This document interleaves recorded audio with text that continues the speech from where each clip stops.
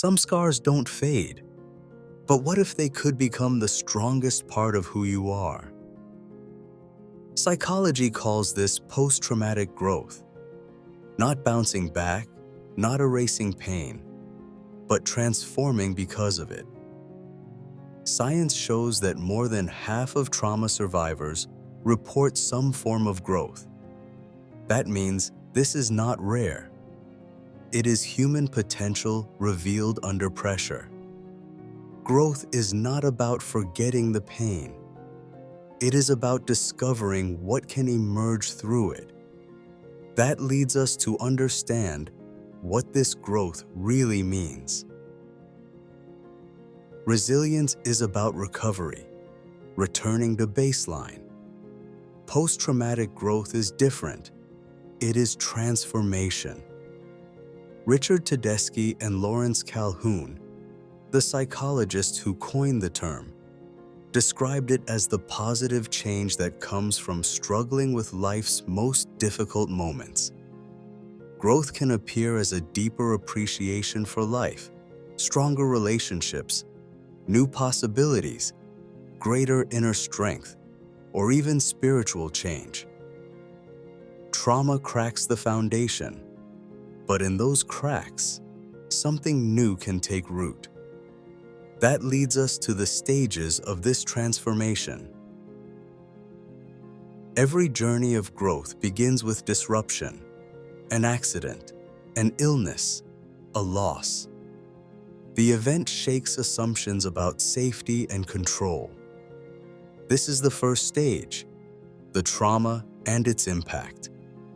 Next comes the turbulence of emotions, fear, sadness, anger, or numbness.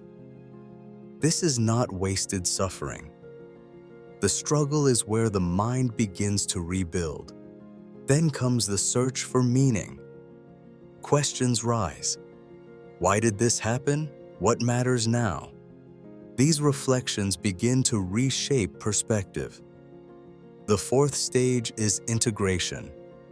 New values and insights are woven into daily life. Priorities shift, relationships evolve, and the trauma becomes one chapter of a larger story.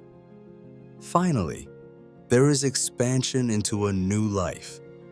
The pain is not erased, but a new normal is embraced. The scar remains, yet it carries strength. But how do scientists know this growth is real?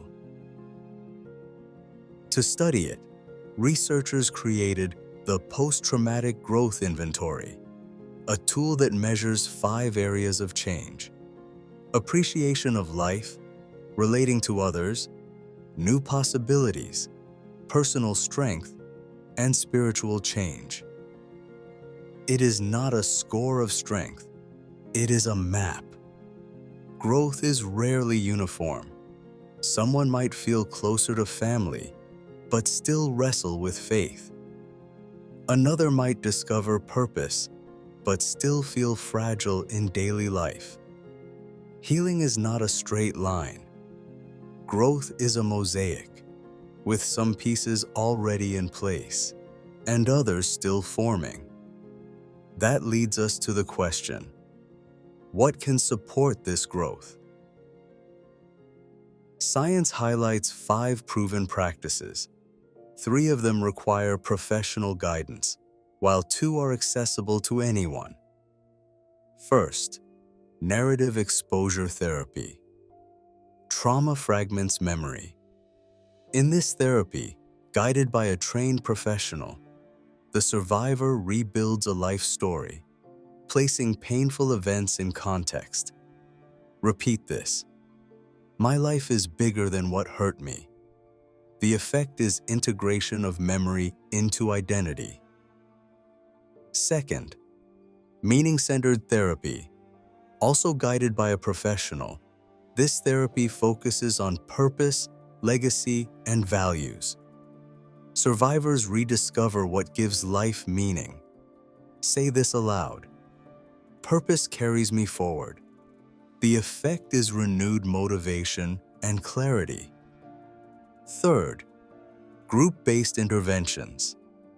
Under professional facilitation, survivors meet in safe groups to share experiences.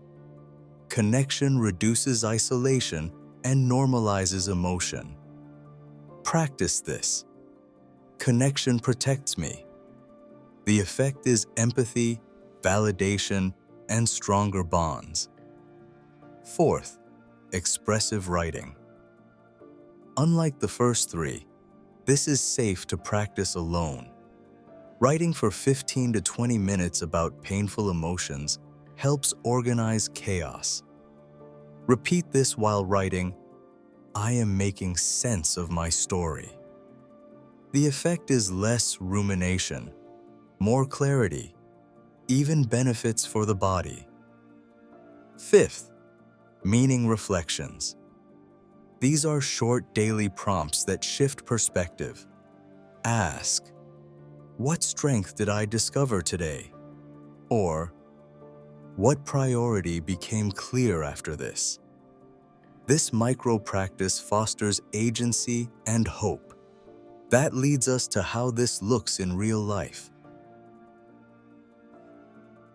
Take Anna, a young woman who survived a severe car accident. At first, fear isolated her. Driving felt impossible. Her life shrank. At the suggestion of a counselor, she tried expressive writing. Each page felt raw, but slowly her story took shape. Later, she joined a small support group. At first, she stayed silent, but listening to others made her feel less alone. Eventually, she shared her own story, and her words helped others. That moment of connection became a turning point. She changed her career path, deepened family ties, and described a stronger appreciation for life. Her scars remained, but they no longer defined her. They became part of her strength. Science confirms what Anna's story shows. Social support consistently predicts greater post-traumatic growth. From illness to war, from violence to loss, many survivors discover unexpected transformation. So what does this journey teach us? Post-traumatic growth does not erase pain. It does not make suffering worth it. But it shows us that transformation is possible. Growth is not about who you were before. It is about who you become after. Out of struggle, new values, deeper love, and stronger meaning can emerge.